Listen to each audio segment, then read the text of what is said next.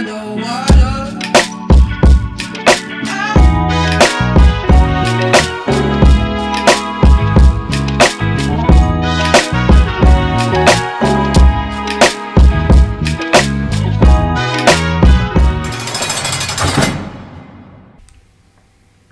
Y'all know what's going on. It's time for another episode of Doing Time with Joe. I'm your host, Joe Baker, and welcome to the show, y'all. Look, having a cell phone in the penitentiary is a big deal, right? If you got a cell phone in the penitentiary, you got freedom to talk to who you want to, when you want to. They can call you. You can call them day, night, whatever the case may be. You got access to the internet. You got access to do all the things that you want to do if you was on the streets, right? Hey, look, it's a big deal. But most people in the penitentiary don't have a cell phone. Most people don't have a cell phone. Now you have some institutions where they're plentiful and they're everywhere, but in most penitentiaries, everybody don't have no cell phone. Everybody just don't have one. You can't afford them because in the penitentiary, a cell phone will cost you. If it costs you $500 on the streets, it costs you $1,000 or $1,500 in the penitentiary. If you get a cell phone that costs $1,200 on the street, well, you might pay $3,000, $4,000, $5,000 in the penitentiary. And that's fact. That's fact. And there ain't no payment plans. Ain't no payment plans. And then on top of that, you're paying $50 or whatever the plan you own per month. And you got to get about your business when you have a cell phone.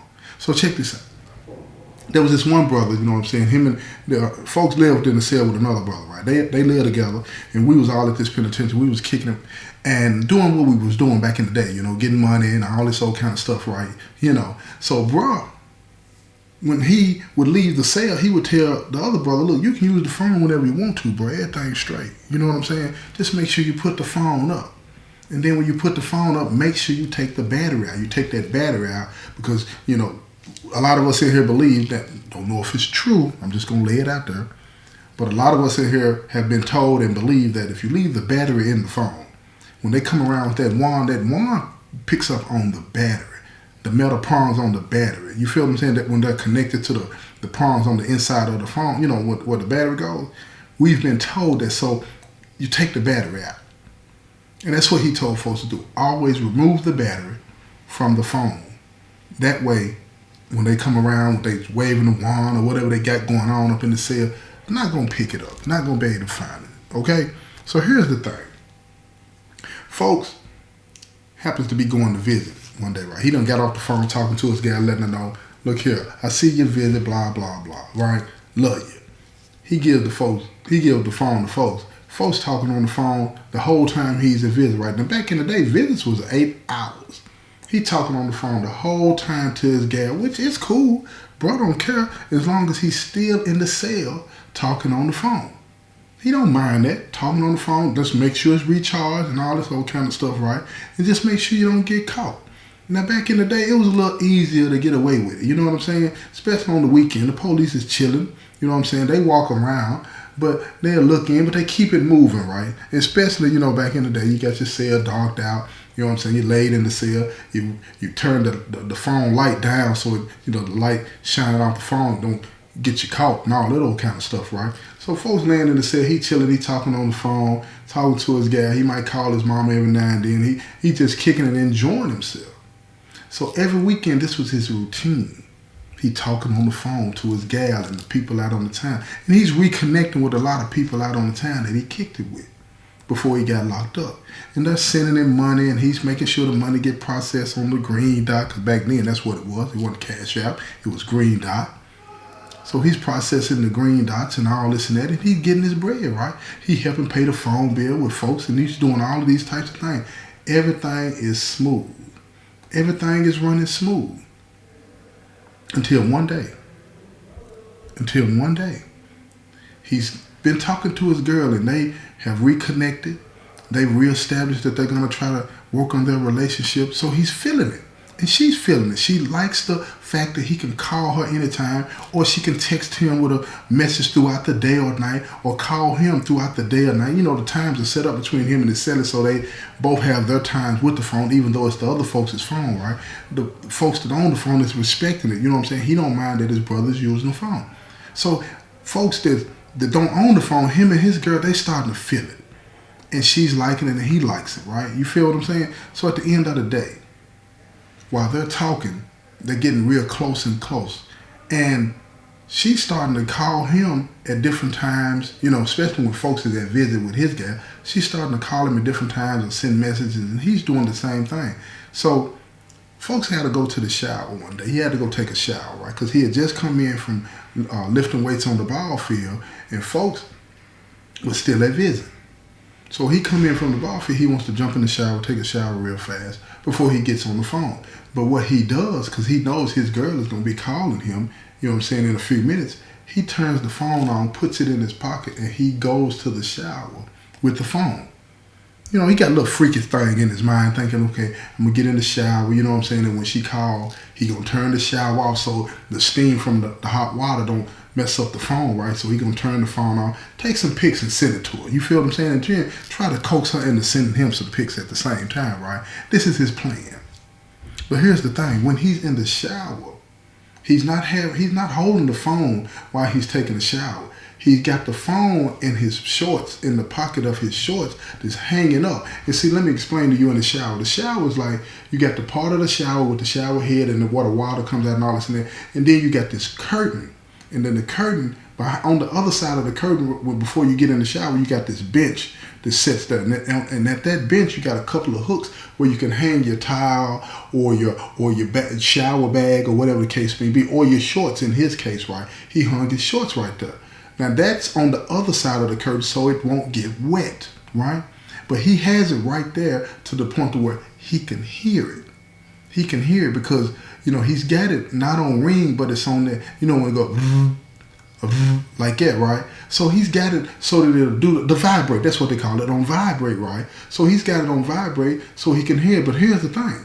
He gets in the shower. It's 3 stalls at this particular institution, right? He gets in the shower. Somebody else is in the middle shower, and somebody else is in the corner shower. He's on one of the corner shower. So when he is in the shower taking a shower, and then his guy called, the phone go. The other 2 people hear the phone ring, right? They hear it vibrate. He ain't thinking about that. He ain't thinking about that because he's hearing the water from those 2 showers and his shower, so he's thinking they couldn't hear it, right? But in the penitentiary, look, I'm gonna tell you something. In the penitentiary, your ears become like the ears of a canine dog.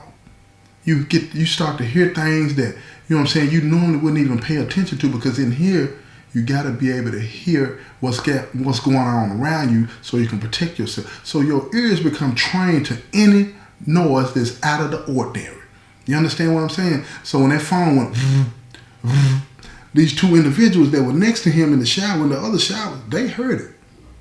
They heard it. Now, they said, somebody got a phone. See, because that's how it is in the penitentiary. You got people in here, they'll just say something out loud, trying to be slick. And the reason they do that because they want to let you know, whether you know who they are or not right then and there, they want to let you know, I know you got a phone. You got to let me use it now. I'm going to say something. That's how it go. That's the reason they do stuff like that. Now, here, he gets on the phone. He ain't paying no attention to what's been said, right?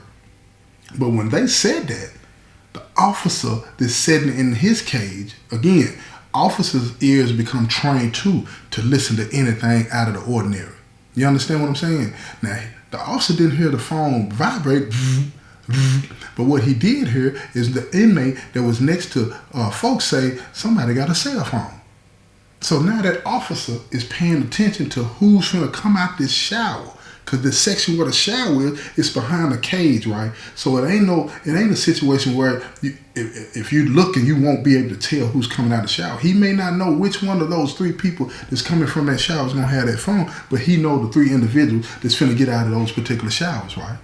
Now keep in mind, the individual that let it come out of his mouth that said, somebody got a cell phone, he's staying in the shower until the other 2 individuals get out of the shower so he can identify who they are, because he's going to approach both of them and say something to them about that phone ringing so he can go on and get his bid in and use the phone. It's intimidation. It's the boo game, right? He finna pop his whip. So folks ain't paying no attention that he in the shower talking to his gal. He take a couple of pics and all this and that. She sent him a couple of pics. He get out of the shower and he goes to the cell. Now the peon dude see him, he say something to him. Folks just dismiss it and keep on moving and going to the shower. Now the officers, he's watching. He sees who gets out of the shower and he approaches all 3 of them. at different times. And he said, you were in the shower at such and such time? And all of them said, yeah.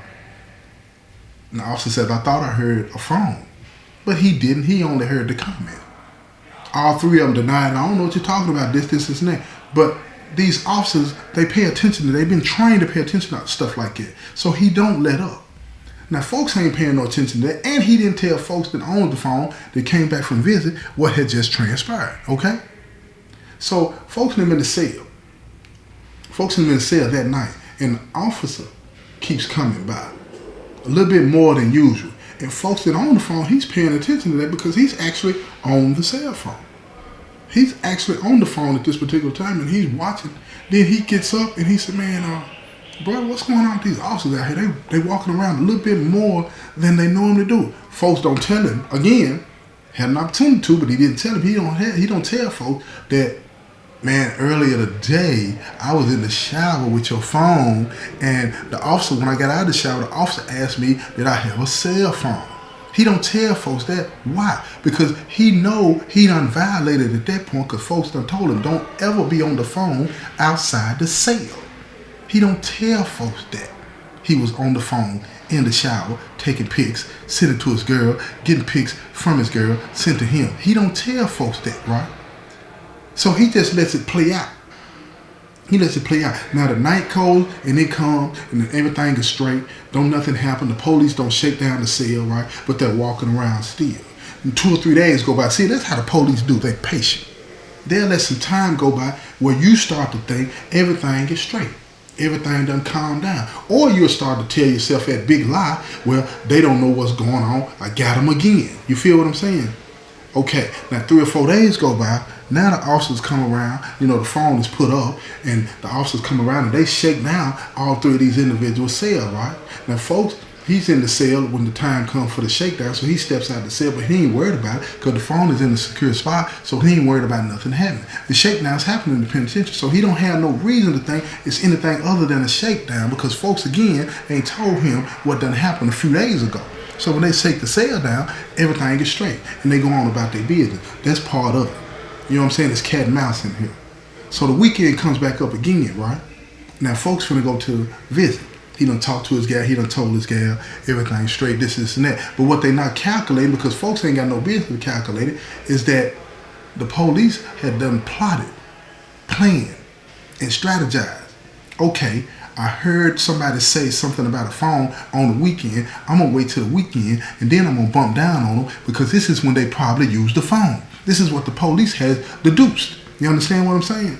So folks go to visit, the one that owned the phone. He goes to visit. He's enjoying his visit with his gal. And then all of a sudden, you got 3 police to come into the pod. And now it makes 4 police because the police is working in the pod. Say, okay, we finna search cell 12.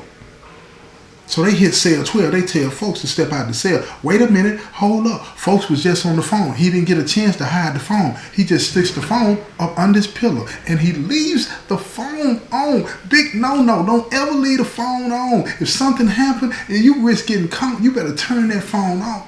Turn it off. Because you might have to take the lead, but you don't want anybody else to take the lead. Why do I say that? Because if somebody gets caught with a phone, and that phone is open, and then they can get to go through that and see who has called anybody. If you use a phone, it don't have to be yours. If you use somebody else's phone and the number that you have on your phone list, or a number that they can connect to you, or a picture that they can connect to you, you're going to get a write-up for using a cellular device in the penitentiary. That's just fact. That's what it's going to be, y'all.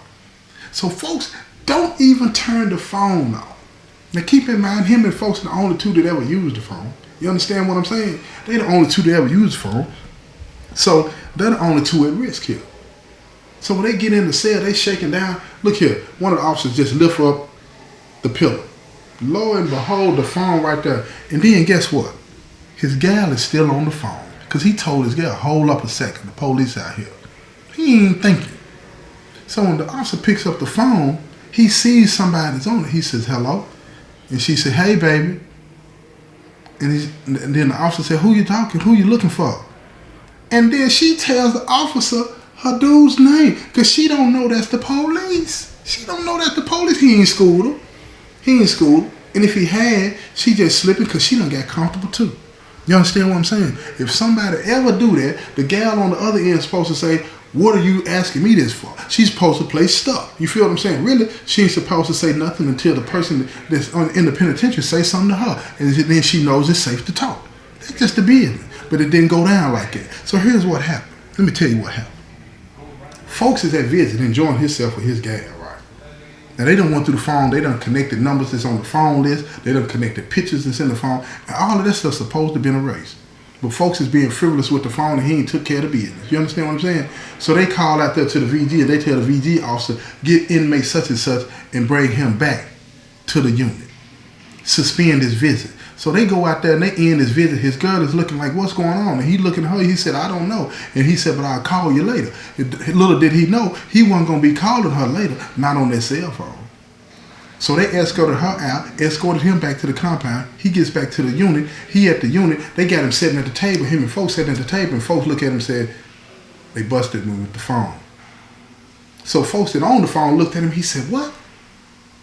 He heard what he said, but he's confused. His mind ain't straight. You understand what he said? What, say that again? He said, they busted me with the phone. So folks just put his head in his hand. He's like, oh, man. Then the first thing he said, like that's what all of us said, he said, was the phone on? And then folks just looked at him. He didn't say nothing. He just shook his head and nodded, yeah. Then folks put his head down. He said, man, I told you, man. Now folks that on the phone, he ain't thinking about nothing right now other than he want to kick folks' butt. Because he know what it is. He know what it is. He had things in that phone that didn't nobody need to see. Numbers in that phone that didn't nobody need to see. And now he know he finna have to wear this. You understand what I'm saying? So here we go. Immediately the conversation takes place. Folks, you got caught with that phone, you got to take the charge. That's the business.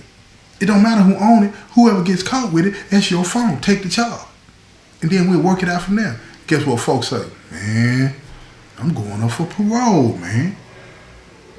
Then folks said, man, you wasn't thinking about that when you were laying in the cell using the phone, bro. He said, man, come on, G. Come on now, you know what it is, man. Man, let's just see how it play out, man. Let's just see how it play out. Man, folks looked at him and right then and there, he knew what he was dealing with. He knew what he was dealing with. He knew he was finna get the write-up. He knew he was finna get the write-up. You feel? And that's exactly what happened. The police came over to the table and said, whose phone is it? Then now I want him to say nothing. Folks that on the phone just looked up at the police. He said, man, I was at visit, man. You feel what I'm saying? And then folks that was the one that got caught in the cell on the phone, he just looked at him. He said, man, I ain't got nothing to say, man. All sad like. I ain't got nothing to say. Man, so folks looked at him and man just shook his head. He said, man, that's what's up. That's what's up, folks. That's what's up. But by then, he looking at him, he got that grin on his face.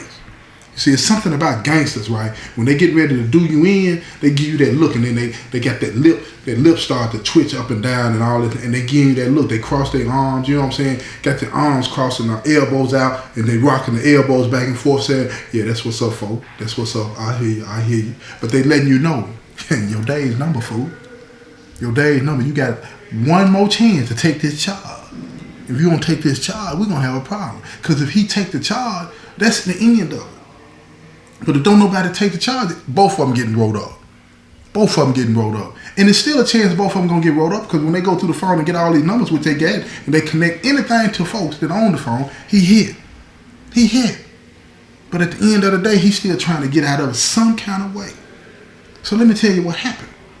Let me tell you what happened. Because it gets really, really grimy from this point. But you know what? Wait a minute. Hold up. You're going to have to come back and check out the next episode. And then I'm going to tell you what happened, okay? I'm going to tell y'all what happened when folks got caught with this phone, right? Y'all need to tune in to this next episode because it's going to get real grimy now. You hear me? There's been another episode of Doing Time with Joe. I'm your host, Joe Baker, and I say peace, y'all. I've been trying to breathe underwater.